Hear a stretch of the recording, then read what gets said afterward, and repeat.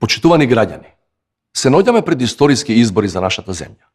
Избори на кои одлучуваме помеѓу два диаметрално различни концепти за државата и за незината иднина.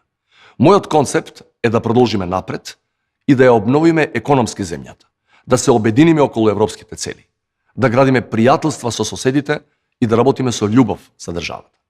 Другата страна има намера да се вратиме назад, да поништиме се што е направено до сега и така поделени и искарани, без идеја за иднината, повторно да ја турнеме земјата во изолација, во блокади и во нова крајна неизвестност. На другата страна не постои одговор. Како земјава ќе оди напред? Како економски ќе се развиваме ако сме изолирани? Како планираат да влеземе во НАТО и во Европската Унија без договор со соседите? За нив е најважна политиката на една партија, на Белиот дворец, граден со наши народни пари.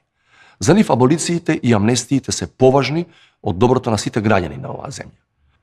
Иднината за која јас се борам е да бидеме членка на НАТО со почнати преговори со Европската Унија.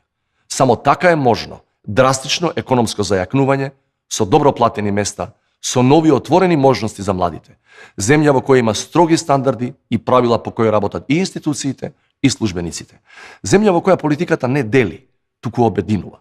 Како председател на сите граѓани, нема никогаш да ве делам по вера, нација или по јазикот кој го зборувате.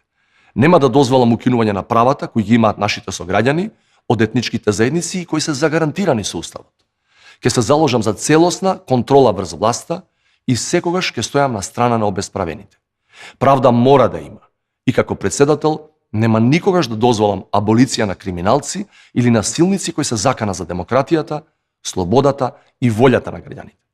Почитувани, во недела вие одлучувате во каква држава сакате да живеете и каква иднина ќе имаат вашите деца.